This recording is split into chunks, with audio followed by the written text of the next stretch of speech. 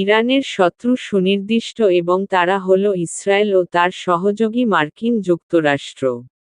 অথচ ইরান ইতোমধ্যে 12-13 উপসাগরীয় ভ্রাতৃপ্রতিম দেশের উপর হামলা করে বসে আসে এবং তাদেরকে বন্ধু না বানায় শত্রুর সারিতে ঠেলে দিয়েছে। তারা ইরানের এই দুর্যোগকালীন সময় বা ভ্রাতৃপ্রতিম মনোভাব থেকে চুপ রয়েছে। একইভাবে তারা তুরস্কেও হামলা চালিয়েছে। তুরস্ক অত্যন্ত শক্তিধর এবং ন্যাটোর দ্বিতীয় শক্তিধর রাষ্ট্র। অত্যন্ত ধৈর্যশীল ও ভ্রাতৃপ্রতিম মনোভাব থেকে ইরানের পররাষ্ট্র মন্ত্রীকে ফোন দিয়ে জেনেছেন এবং এসব না করতে সতর্ক করেছেন। এরপর তারা ফ্রান্সের ঘাঁটিতে হামলা করেছে এবং ফ্রান্সকে শত্রুর কাতারে ঠেলে দিয়েছে।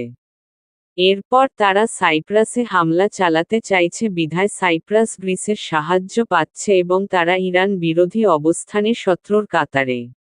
এবার তারা হামলা করল শিয়া মুসলিম অধ্যুষিত দেশ আজারবাইজানে।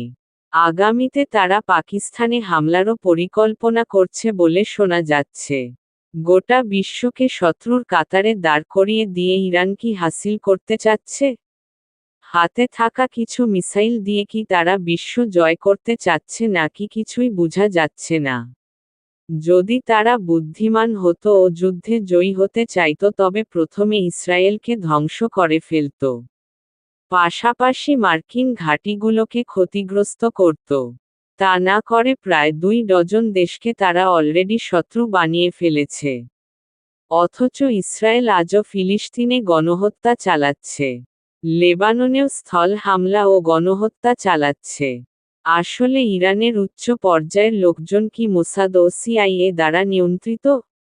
নাকি তারা কোনোভাবে তাদের দ্বারা হিপনোটাইজড ও ইসরায়েলের কালাজাদুর খপ্পরে পড়েছে?